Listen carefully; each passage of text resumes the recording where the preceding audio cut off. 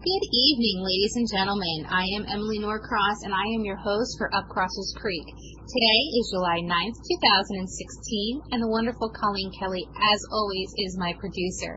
This show is pre-recorded this week, so unfortunately we are unable to take questions or calls, but please feel free to always go onto my forum page and leave a comment, question, or just a topic you'd like to listen to in the next radio show. This is a listener-supported radio. Colleen produces from Haggy Shack Radio and simulcasts on Wolf Spirit Radio. They both have donate buttons on the side of the page, so if you donate, that would be great. If not, sit back, relax, and enjoy the show. All donations are used for the running of both stations. We also have an archive that is available for a week at no cost, but if there is a show that is older and you want to listen to it, the archives cost $5 a month, but you will not be set up on an automatic subscription. We'll send you a message each month to see if you would like to continue your subscription. So today I kind of want to do an ode to my home state of New Jersey. So New Jersey is very well known. In fact, we have a magazine called Weird New Jersey. Now, it comes out with different topics of strange things that happen here, and it's almost, I would say it's bigger than a cult following. It's a pretty substantial magazine. It's been around for as long as I can remember, and I know that they've tackled something that is extremely familiar to a lot of people, and I'm sure everybody has heard about it. And if you haven't guessed it by now, it's the New Jersey Devil. So, growing up, I knew a kid in the same town who was convincing everybody that he was related to the New Jersey Devil, and that the New Jersey Devil was just a child with special needs, and everybody was treating him as if he was a devil, just, which I can understand. I can see that from the time that this urban legend came about, that's how they treated the special needs. So, the story of the New Jersey Devil has become layered with myths and variations, obscuring the original events that gave rise to it. Not surprising, considering the story comes from old colonial era political intrigue, Quaker religious infighting, and the future founding fathers. A future founding father. We'll get more into that. Most skeptics and students, who know about the story of the New Jersey Devil, they kind of feel like it's just an everyday thing. I mean, it's normal to us to think there's a devil flying around in southern New Jersey in the Pinelands. So New Jersey as a whole is called the Pine Barrens, as I just said. We call them the Pinelands, Pine Barrens, pretty much the same thing. And a woman known as Mother Leeds gave birth to her 13th child and cried out, "Oh, let this one be a devil." The child arrives with a horse-like head, bat-like wings, and it yelped manically and flew up and down the chimney, disappearing into the dark, spreading the centuries, accosting people. But unfortunately, no one's ever had an encounter long enough that they could pull out their cell phone or video camera in the 90s or whatever device they could get their hands on to document the proof of this. So, the commonly held story of the New Jersey Devil bears no resemblance to any sort of reality, however. The story it's kind of been born to almost blemishing the mother, because 13th child, they figured something was going on because the husband wasn't always at home. It was a Quaker religious fight that was just unreal. So, a lot of you may have heard of this gentleman. He's on our $100 bill. Well, is he now, or is it changed? I'm not sure. But his name is Benjamin Franklin. So, they were publishing a ton of things about this man. That he was a cross-dresser, he was a royal governor, his family reputation was, at stake because of everything that he was doing outside of being a founding father. it was almost kind of like a smear campaign because this woman was related to Benjamin Franklin. But there are legions of books and websites devoted to the Jersey Devil, but they rehash material or copy from other websites without attempting to verify any of their sources or check original material. Fortunately enough, New Jersey was one of the founding colonies, and we have history way back to the time that we started. So, if you look into historical records with the keyword Jersey Devil, you'll find little factual or reliable evidence. Reviews of newspaper pamphlets, broadsides of colonial New Jersey shows reference to the Leeds Devil or anything like it. Reports of children killed by the creature or attempt by a local clergyman to exorcise the Leeds Devil in the 18th century, it had no supporting documentation. It was actually really kind of depressing. As a result, the story of the New Jersey Devil's origin has been shrouded in monster tales that obscure the far more interesting historical events. Here is the reassessment of the myth. Daniel Leeds. The European settlement of New Jersey, originally named Nova Caesarea, began in the 1620s. Settlers came from predominantly from England, and they were mostly members of the religious order, the Society of Friends, commonly called Quakers. They were delighted to discover large tracts of land that, all but empty of people nestled between Manhattan and Philadelphia. The first royal governor of New Jersey, Edward Hyde, Lord Cornbury, I think his name was? Yeah, Lord Cornbury, is resembled as one of the most vile and hated governors of colonial America. He also stands accused of being a cross-dresser.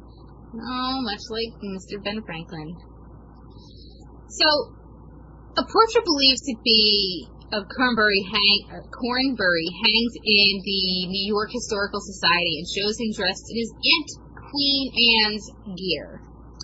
However, a recent reprisal of his garb, we'll say, and his governor career shows that there's a little bit of slander and innuendos concerning Cornbury's cross-dressing. Regardless of whether Cornbury was a fiscal scoundrel or a cross-dresser, his connection to New Jersey's devil story is tangible and pretty important.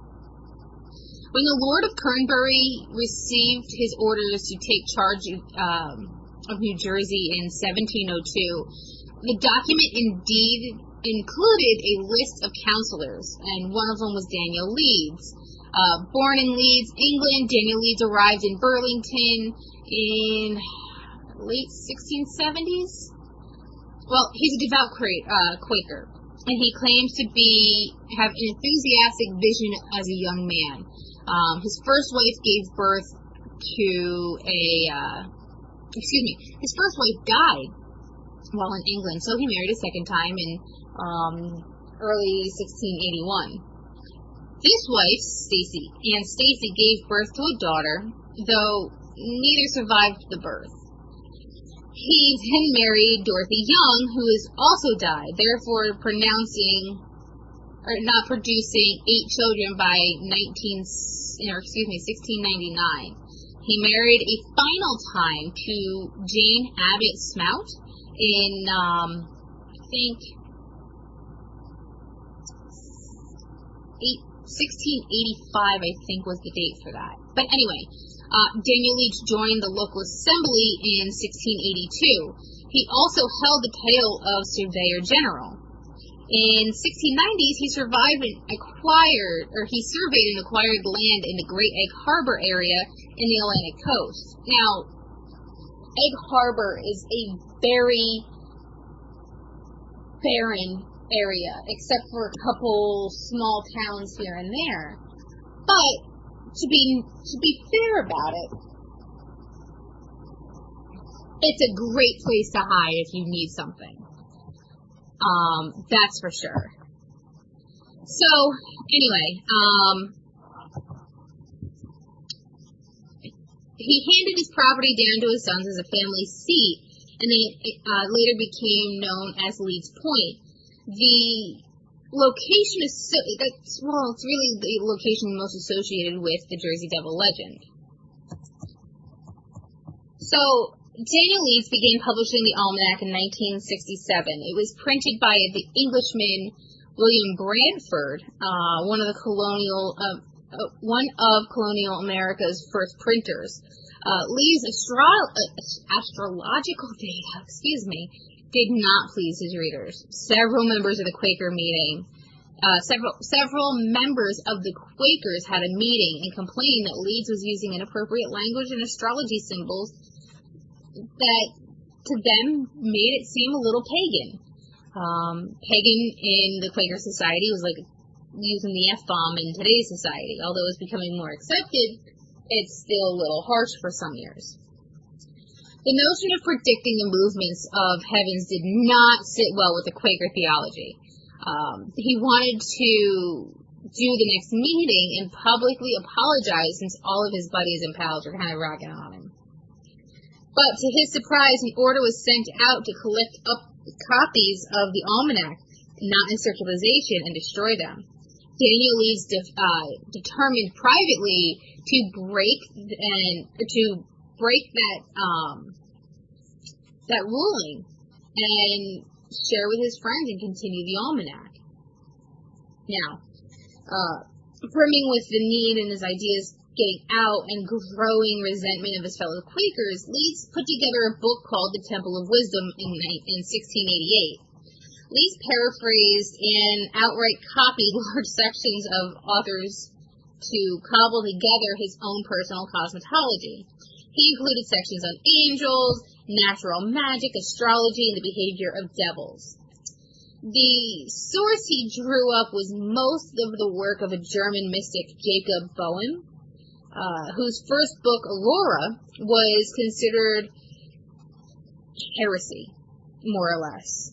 Boehme's writings focus upon the nature of sins and redemption, and Leeds saw Boehme as a kindred spirit, so to speak, a self-taught man who, like himself, had experienced ecstatic visions because, been called before religious authorities for his work and rebelled against the establishment. Fight the man!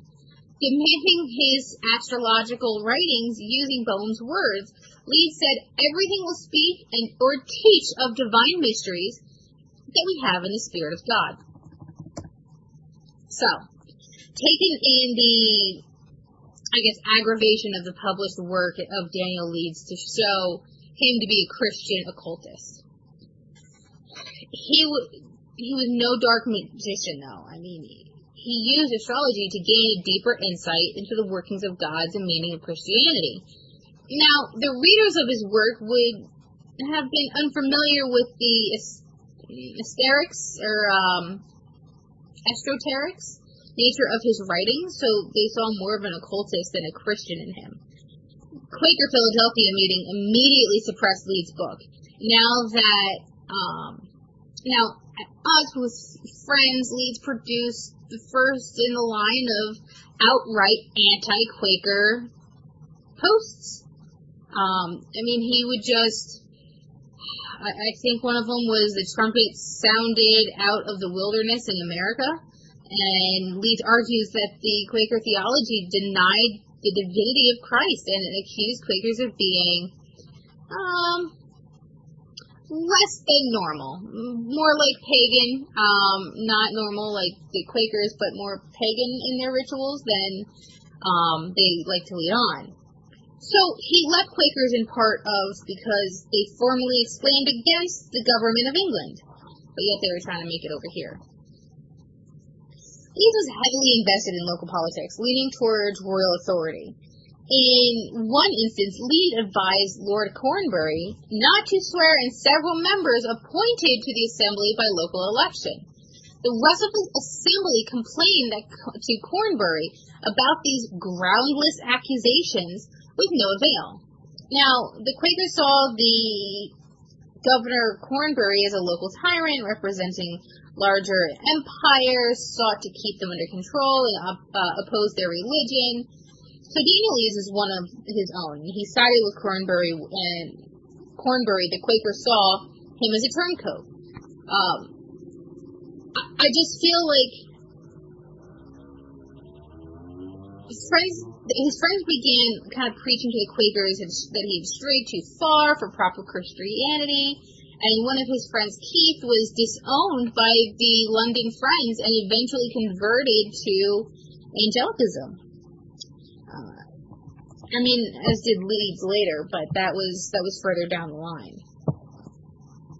So, enough with the mumbo-jumbo Daniel Reed's kind of guy. Let's get really into the Jersey Devil and exactly what is going on with the Jersey Devil. Because there is, as I said, it's pretty remarkable on all the detail that we've got going on. So, the Pine Barrens, the area of New Jersey with thick, seamlessly impenetrable forests. There's not much going on down there other than trees, guys. And there are fires down there on a very regular basis. I believe right now New Jersey's fighting another one. I remember driving with my mom going down to my grandmother's, and she wasn't even that deep into the Pine Barrens, but a lot of the pine trees on the parkway going down were just burnt. And I think they remained that way until my earliest memory of the burnt trees was probably like 4 or 5 years old, and I think when my grandmother passed is just when they started to regrow, and my grandmother passed in 2006, so that's a good 15 years. I would definitely, maybe 13, 14 years. So I would definitely say it took a really long time for it to grow back, but I digress.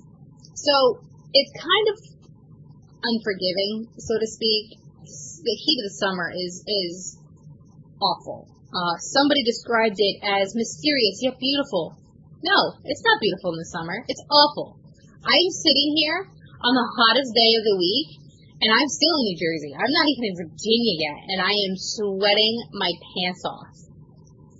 They do say, though, that when southern Jersey gets snow, it's absolutely beautiful. Now, the difference between southern New Jersey and northern New Jersey is like New Jersey and Maine. Florida and Maine. So the southern part of New Jersey does not get a lot of weather, like snow and things like that. So when they do, it's like a big, massive shift of cold air that goes down there. So, New Jersey in the north, we get a ton of snow, especially where my parents and I lived. So, anyway, urban blight most associates the state with the birthplace of a monster. Now, during the pre-revolutionary period, the Leeds family, who called the Pine Barrens home, soured its relationship with the Quaker majority, and the Leeds Almanac was also inappropriate while his Temple of Wisdom bordered on heresy. As he was being publicly accused of being Satan's harbinger, his other writings, such as the trumpet, I'm just not speaking today, the trumpet age sound, attacked Quakerism and the founder, George Fox, directly. So, the family crest had wings and a dragon on it, and at the time, it thought to be the independence. It was thought of independence for being born, and these issues were made Lee's family's political and religious monsters. From all this over time of the legends and the Leeds, the devil was born. References to the Jersey Devil did not appear in newspapers or other printed material until about the 20th century. The first major flap came across in 1909. And it's a sighting of a popular image of the creature, bat-like wings, horse head, claws, and the general air of a dragon. It kind of became standardized at that point. So, the elements that led to the creation of the Jersey Devil are by large unknown, even monster aficionados, the Quaker rivalries and the Almanac Wars, Daniel Leeds and his son Titan, were well known as monstrous family crests drifted into the mists of time, leaving only vague notions of a frightening frightening time of the Pine Barrens. Even the Leeds Devil was all forgotten about, and a fragile memory revolved into a cartoonish Jersey Devil, while Mother Leeds, such as a phantom as her supposed offspring, materialized out of the forest of Leeds Point. In the 21st century, as rubes searched through the woods of the Jersey Turnpike and the Garden State Parkway for bat-winged beasts and ghosts of Daniel Leeds and his family, just maybe watching and smiling at the absurdity of it all. So that's more or less of, I guess you could say, the truth of the Jersey Devil. I think it's a little bit more mystical than that. For the past 260 years, the surrounding areas in New Jersey have been haunted by this creature, and the entity has been seen over 2,000 witnesses over this time. It's terrorized town, caused factories and schools to close down, yet many people believe that the Jersey Devil is just a legend and a mystical beast that originated from folklore in New Jersey Pine Barrens. Others disagree of this point of view. The following is just showing evidence to support the existence of the animal or supernatural being known as the Jersey Devil.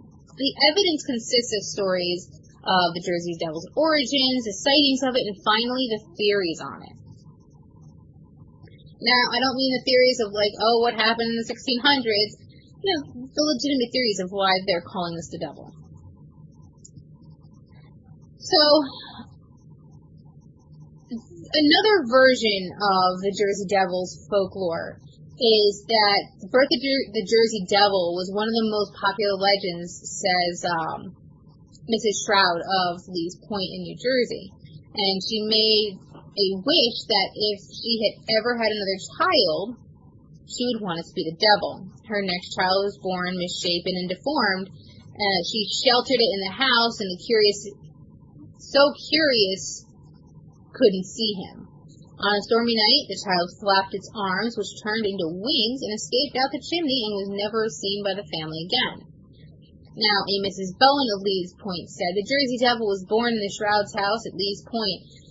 Another story says it was the devil, and it came out of a hole in the earth, and it was here for the punishment and the mistreatment of the minister by the Leeds folklore.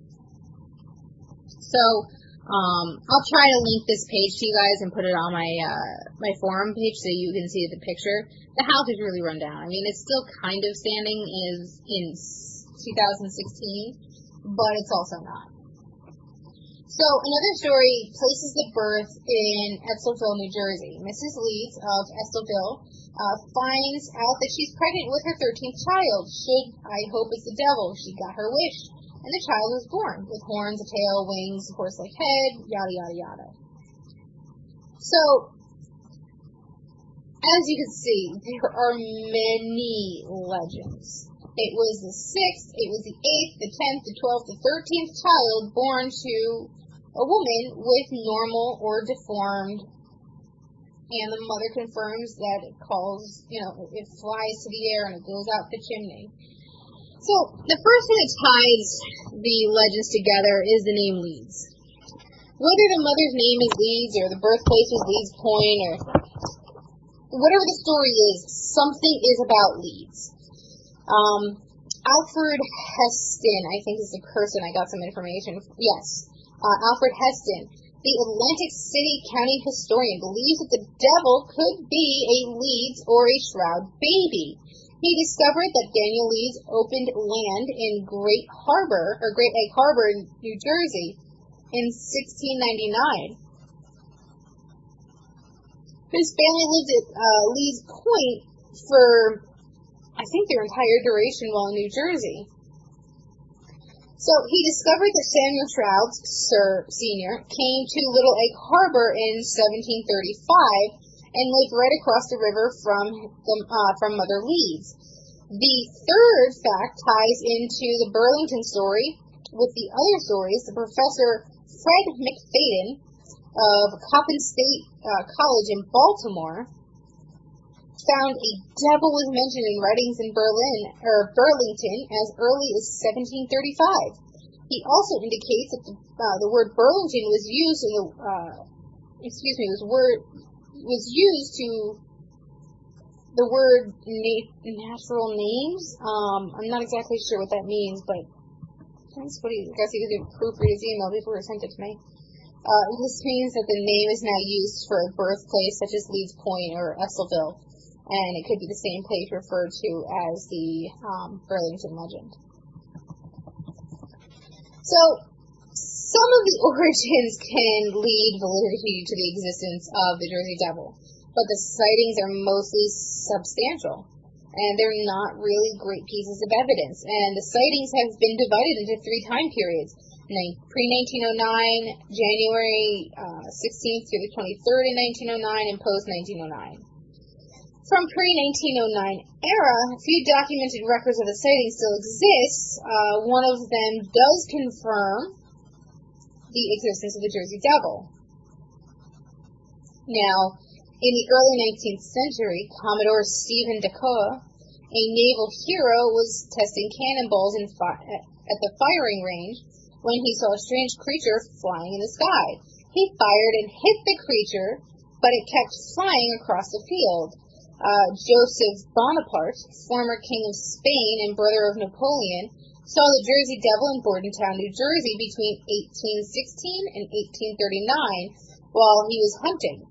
In 1840 and 1841, many sheep and chickens were killed by a creature with piercing screams and strange tracks.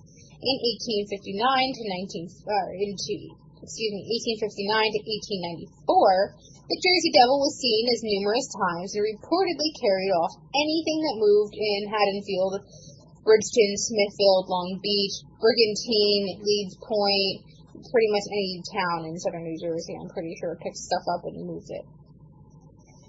So locals would not venture out after dark. They said that it was, prominent businesses would board up their shops at night so that they wouldn't have to deal with anything running away. Personally, I think as somebody who was taking advantage of the folklore and said, all right, well, if everybody's not going to stay inside and nobody's going to be manning the shops, well, I'm just going to go for a shopping spree.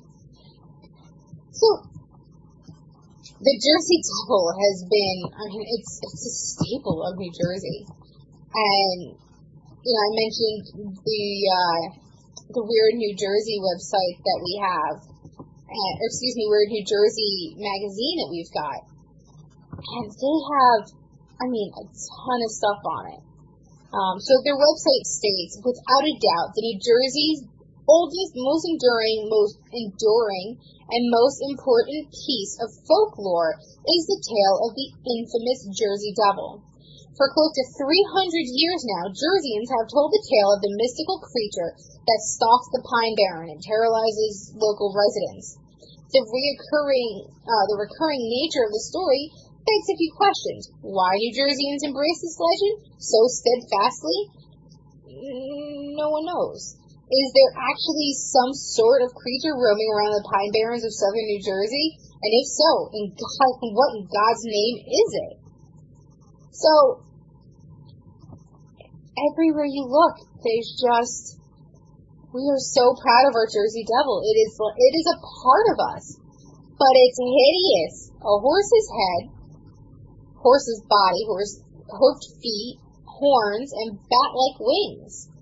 It's ugly to me. So, there was another drawing of the Jersey Devil that's popped up around New Jersey, and it almost looks like a minotaur with a leprechaun's head with horns. It's really kind of macabre, almost. It's kind of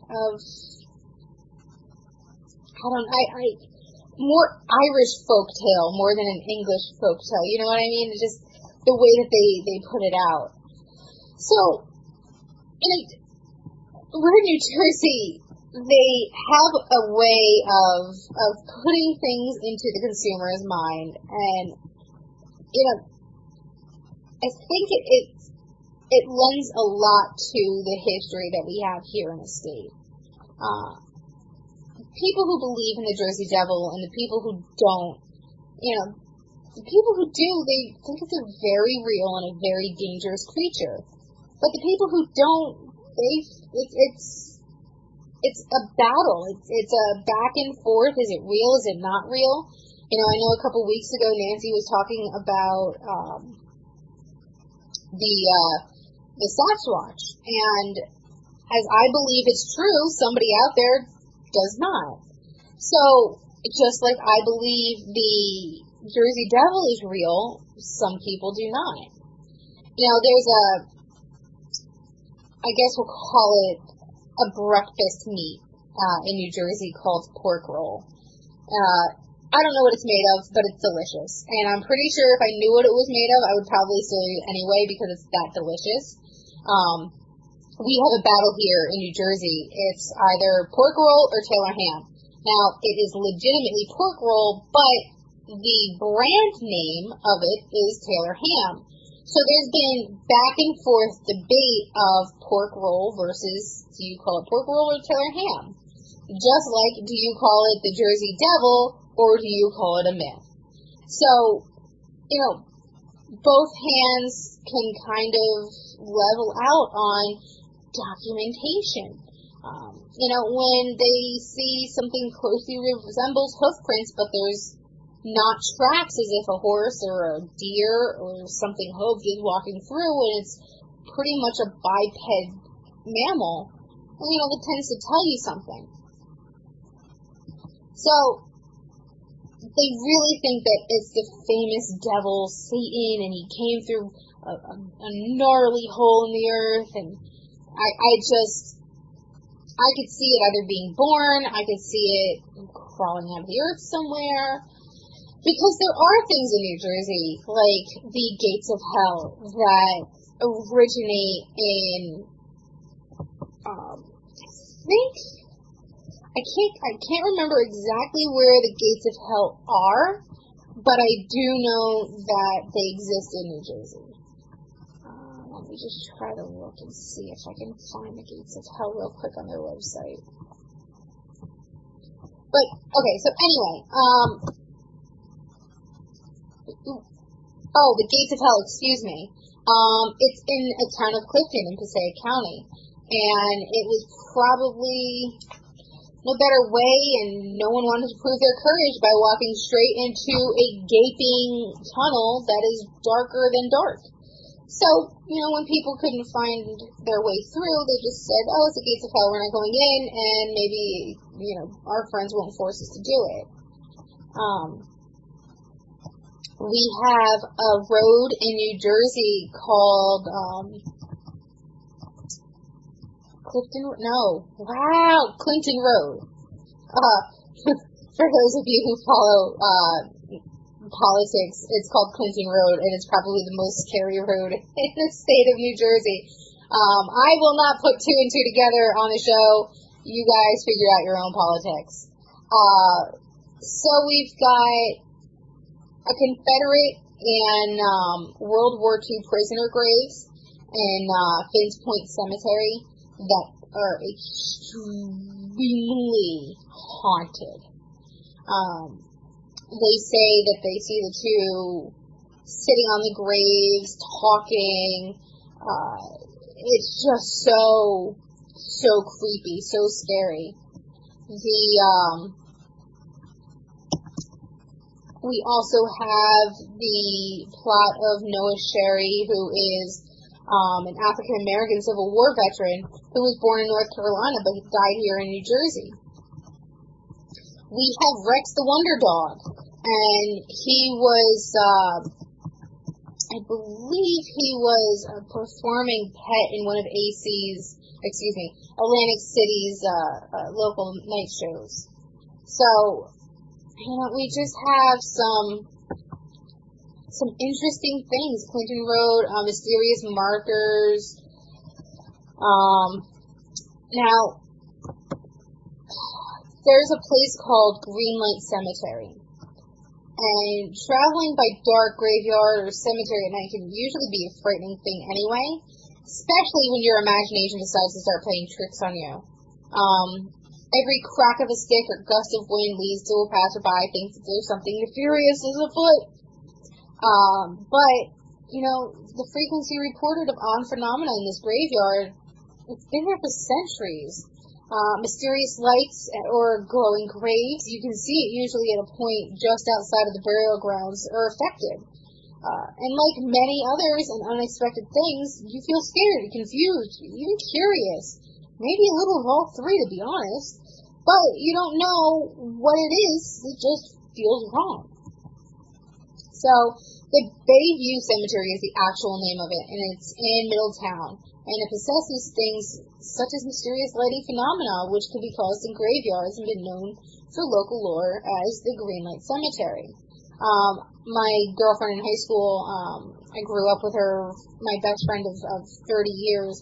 We decided to go to that cemetery one day, and it was scary. It was legitimately, it was uncomfortable. The entire time, just completely uncomfortable. So, the number of people that I'd written to Weird New Jersey over the years about the strange illumination gave it the name. We had been calling it that for years, because, frankly, it was for years. So one of the stories behind it involves the caretaker who lived in the house behind the cemetery. He died, and each night his ghost would go light a green lantern as a beacon to help the spirits, who never seemed to be good with directions, find their own way, I guess. I can tell you that, I don't believe spirits are really good with directions because they don't ask for directions. But anyway, so Weird New Jersey visited Greenlight Cemetery with a reader, Laura Pohl, who said that she once saw Greenlight herself in the cemetery. Though it didn't show itself on their visit with her, a few years later, one of the editors, Paul Earl, who grew up in the area, wrote for the magazine, and said that he could see a green light from the second-story window of my home. And he said it took him a while, but he could always find it through the trees. So Paul grew up knowing the different stories about the light's origin.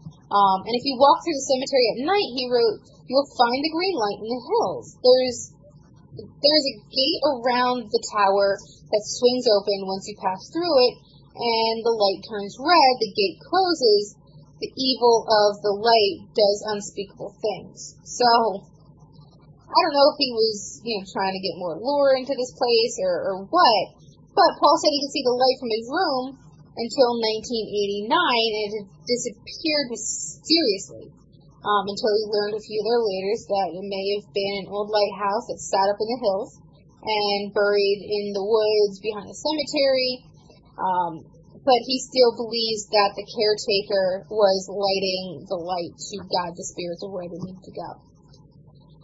So the lighthouse, he looked for the lighthouse, he couldn't find it, but he went further back into the woods, and he ended up finding a abandoned lighthouse, which wouldn't make any sense considering, Morristown is so landlocked, it's not even funny. I don't know where they would be. So, anyway, the lighthouse closer to the cemetery became irrelevant by nearby trees grew tall enough to obscure it, so that's why he thought it would never be there. So Paul visited the lighthouse again around 1995, he said, and he was surprised to see that it had been taken down. He later learned that the removed caused a bit of a stir among older people who thought it had some historical relevance. So, on his quest for the source of the mysterious green light, aka Beacon Hill, is a very unassuming and quiet area. Going virtually unnoticed along the road, nestled in the woods at the bottom of a very large hill, is the Bayview Cemetery, which is commonly known or locally known as the Greenlight Cemetery. He also states that he was recently in the area at night and decided to drive past the cemetery for old time's sake, and it had been quite some time since he had his first light experience. The land was starting to get developed around it, and it aided in his quest to kind of, look at the subdivisions of the area and cut new roads and hills behind the cemetery as traveled along towards Hosford Ave. So, but alas, the light no longer casting its eerie green blanket upon the cemetery, and he said, I guess all cool things must unfortunately come to an end. So, you know, it just, I would say it was the caretaker. I do like the fact that he's got, you know, pretty solid documentation as to where he was and to what he did in order to, quote unquote, debunk the information. So, you know, I love New Jersey's, you know, weird New Jersey and everything that they've got with it. Another one that they have is the Dancing Jesus of Middletown. Okay, I know this sounds crazy, guys. I get it. I do. But this is the truth. This is, you know, well, not the truth, but I think it's true. I think it's very real. So, there's a local cemetery attraction in Middletown known as the Dancing Jesus, and it's said that if you come visit Mount Olivet Cemetery at night, which is probably illegal. I probably should have known that when I was about 17. And shine your car lights on the statue of Jesus, then stare at it long enough, it will begin to shimmy and shake for you. I don't think Jesus is on a pedestal shimmy and doing the Harlem Shake for us because he's got the spotlight on him. I don't know. Something just seems a little off to me.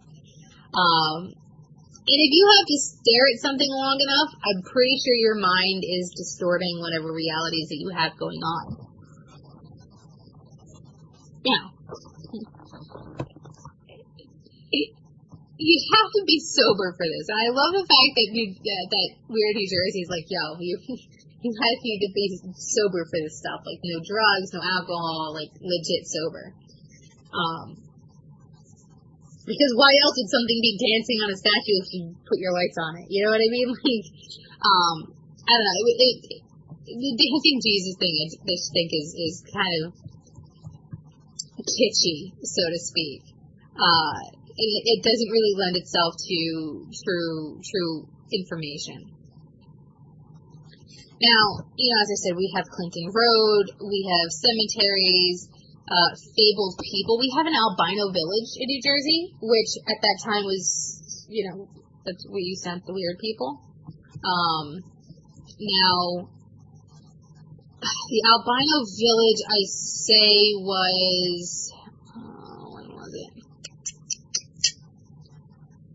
I think it was demolished in the 80s. But that's where they sent anybody in the Northeast who is albino, and they just, you know, sent them into a little village. Speaking of little village, there is actually a village built for small people in the state of New Jersey.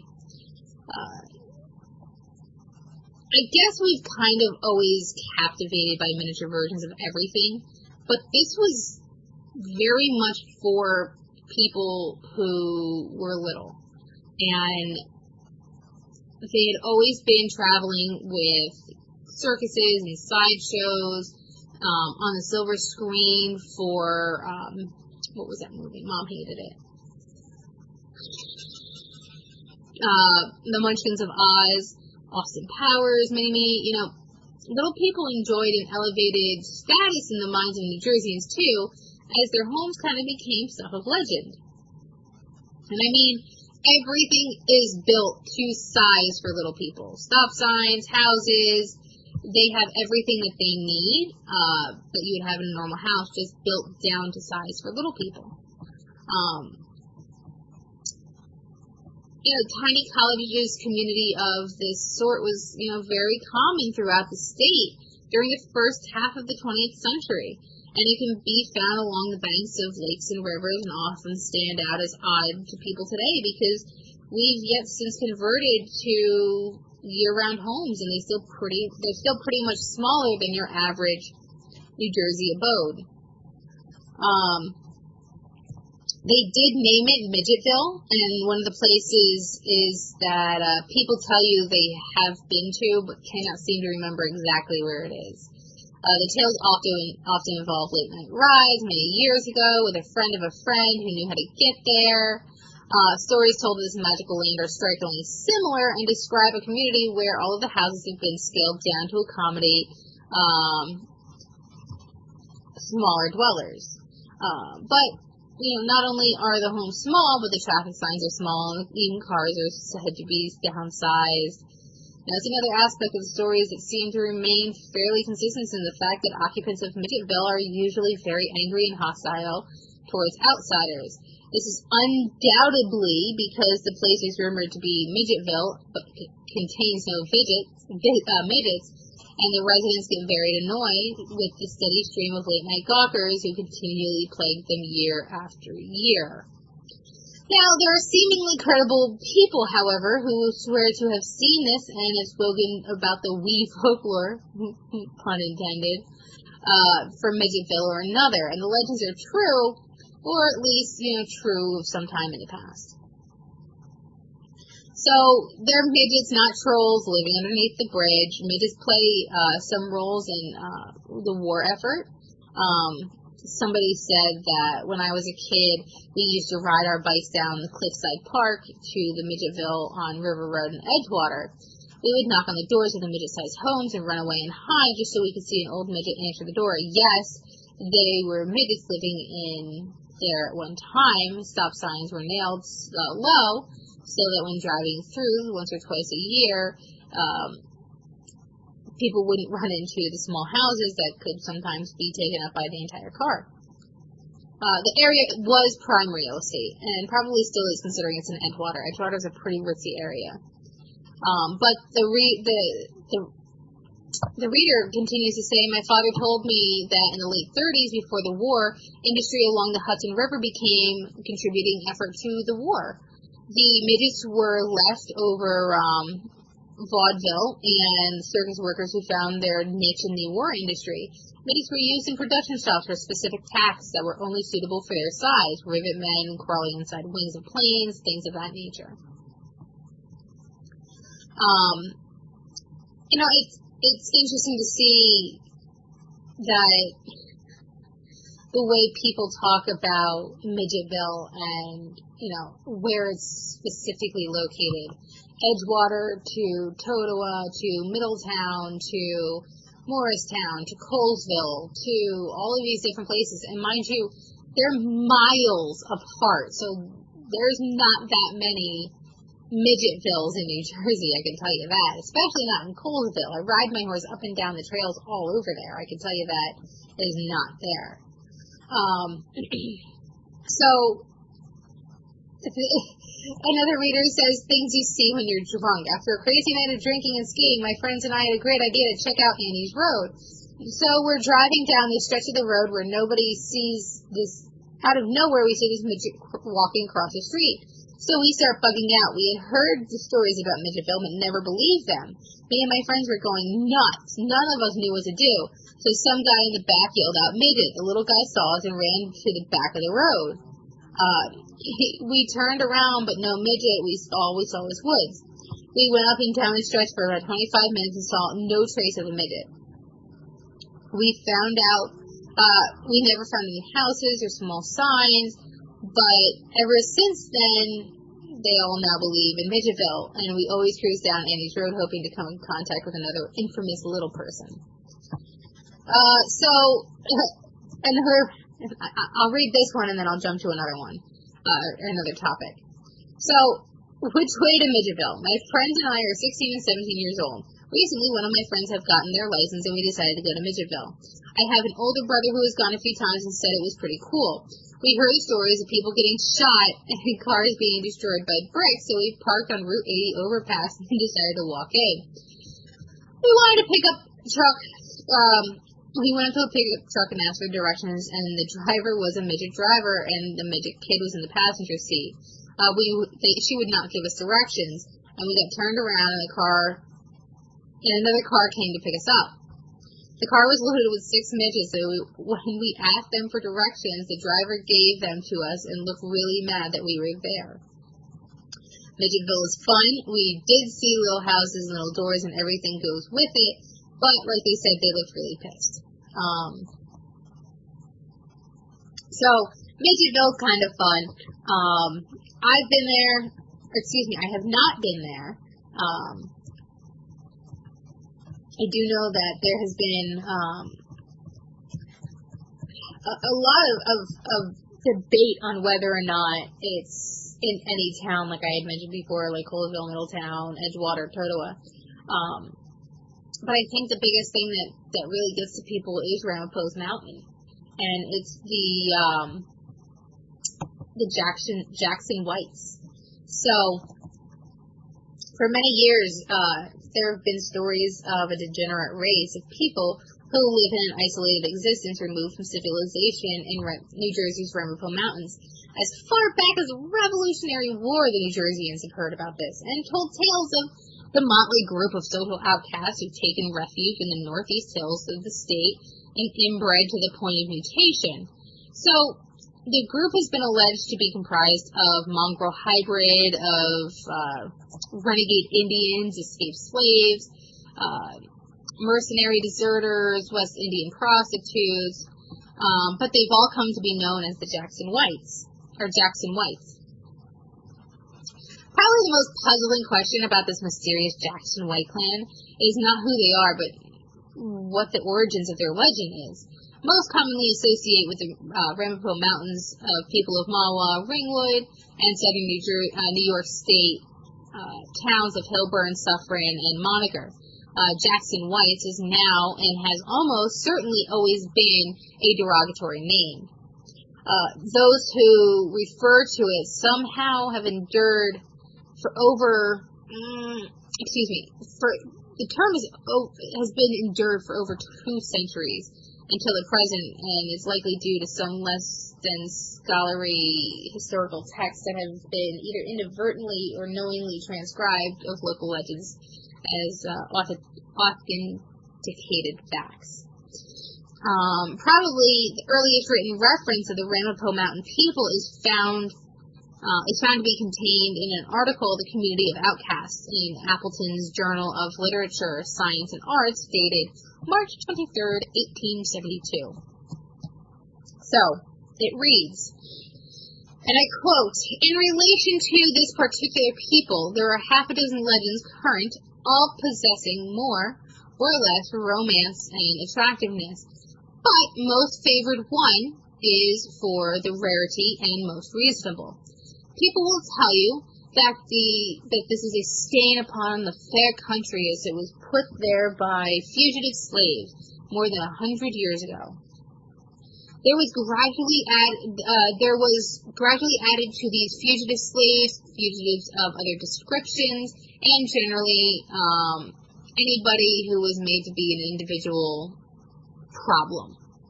They buried themselves deep into the fastness and gorges of the mountains, and reared children wilder than, more savage than themselves."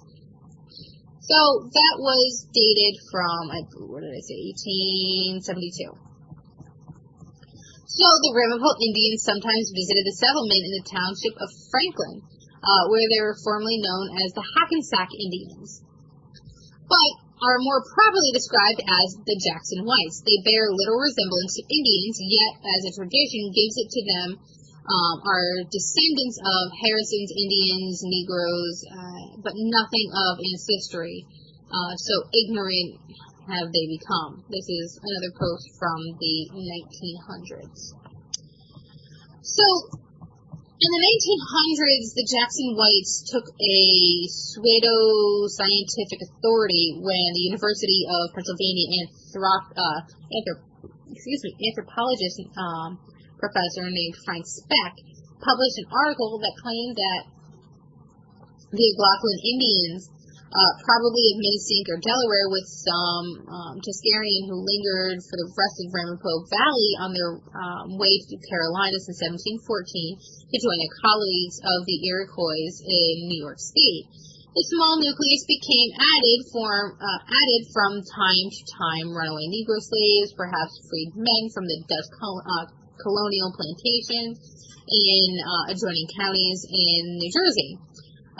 Vagabond white men of all sorts also contributed to the share of the community. In earlier days until now, the Jackson white may be regarded, therefore, may have triple race mixture. Also written the same year is less well-researched study that the head of New Jersey Violin Training School, Henry Herbert Goddard, entitled The Jackson White, A Study of Racial Degeneracy, taking the liberties of the history of Ramapo inhabitants. I don't know, Goddard gave his own slant of their lineage. I mean, it's pretty foul. I'm not going to, read through it.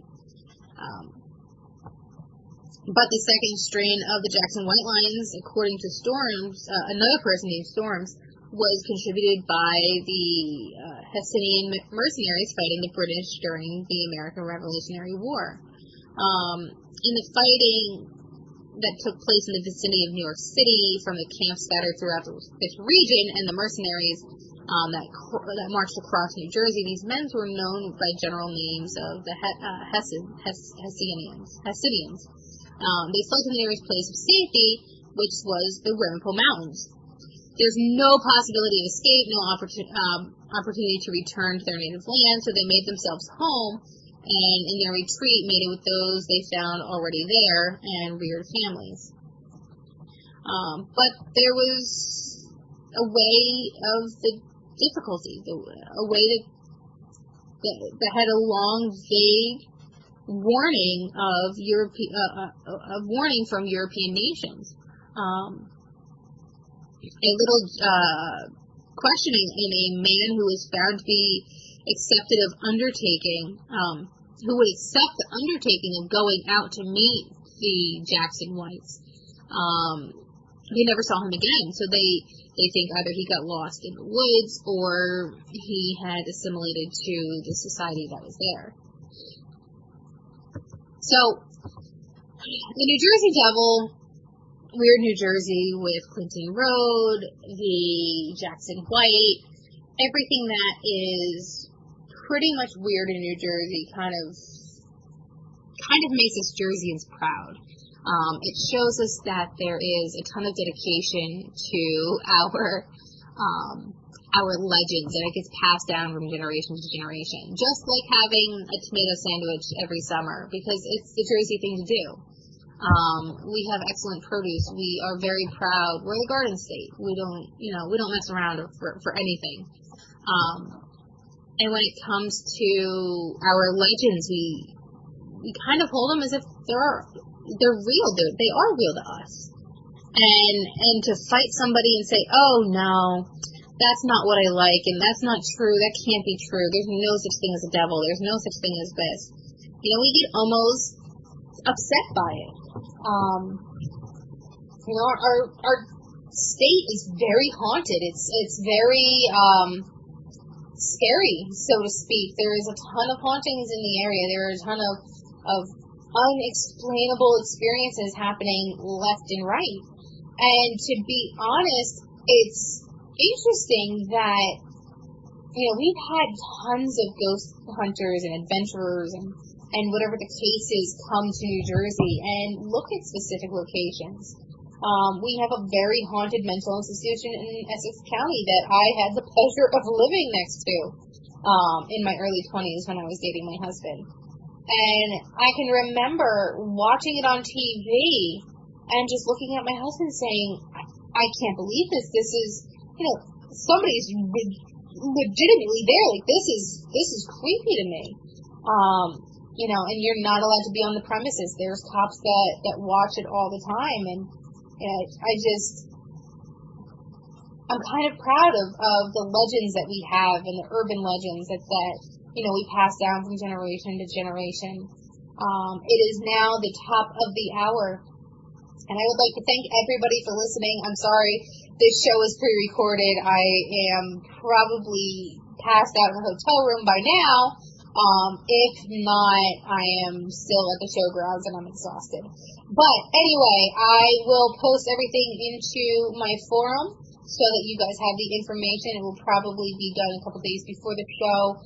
Take a look. Everybody, do me a favor. Send me topics of what you would like to do, what you would like to listen to, guests that you would like to have come on and talk to, because I would love to kind of expand this show to be more than about legends and indigo and aliens and things like that. So, Colleen, I am passing this off to you. Thank you so much. On Haggy Shack Radio at haggyshack.com.